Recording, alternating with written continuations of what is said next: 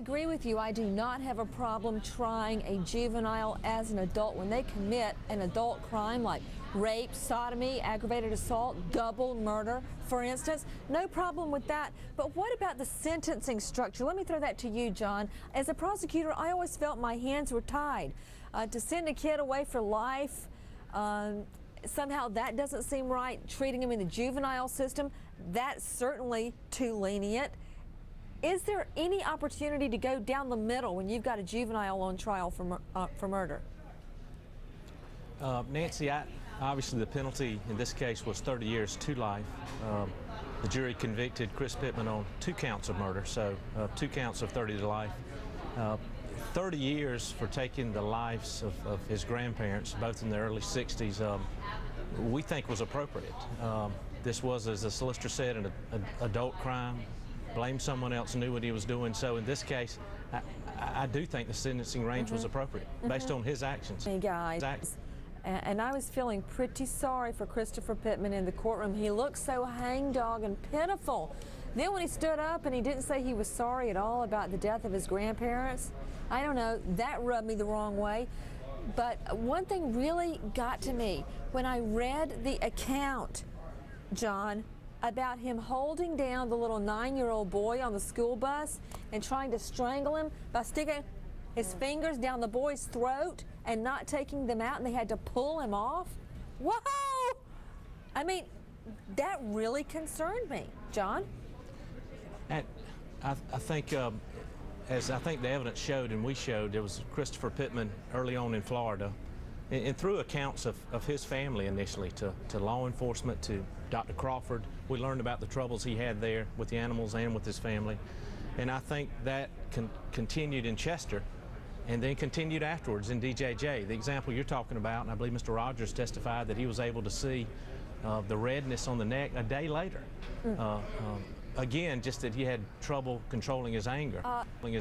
Explain to me, I talked to Jean about this several times, and she explained it to me, but I got to get it straight in my head. Did his doctor, did Pittman's doctor actually up his dosage? No, not at all. That'd be Dr. Eric Nauman. Yeah. And Dr. Nauman came in and gave him a 21-day starter pack. That was on November 5th, 2001. Told him to take 25 milligrams the first week, and then the next 2 weeks, it was 50 milligrams a day. Come back in 21 days. He came back November 26th. You know, there was a testimony that Miss Pittman, God rest her soul, did some volunteer work at the hospital. We didn't know the details of that, but I can assure you she was making sure that Chris just took one of those pills a day. But there was no evidence whatsoever that he was taking more than the 50 milligrams. No evidence that shortly before this happened it was ever doubled or tripled.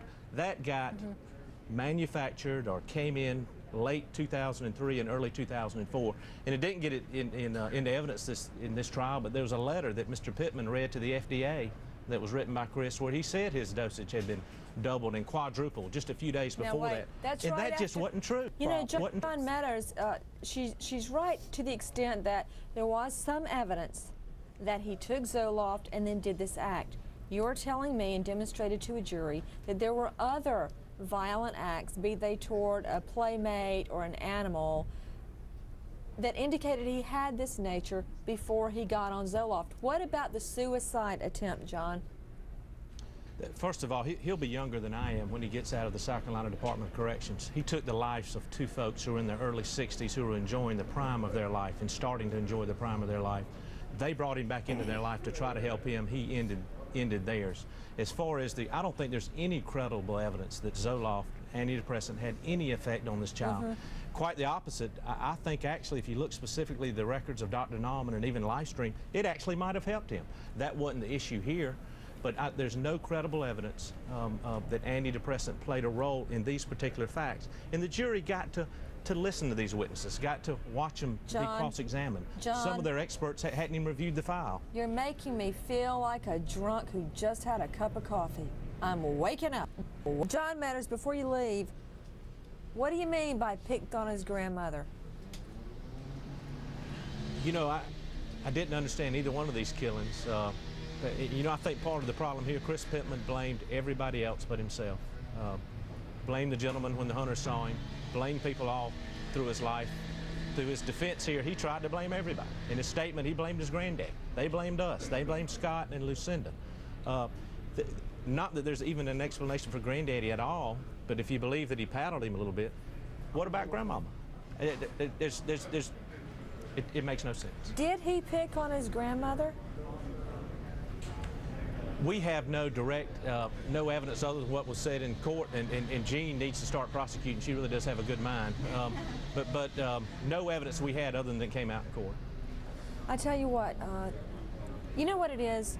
We know the facts. We know he crept up to his grandparents' bedroom while they're laying asleep, shot the grandfather in an open mouth, shot the grandmother, but nobody wants to accept because the truth is hard to swallow. We're going to be right back with Dr. Ann Renee Testa. She's got some words regarding her analysis of this case. John Meadors, you're a fantastic lawyer. This was a tough case with no simple, easy, or digestible answers. Nothing went down easy in this case. I want to thank you for being with us. We're going to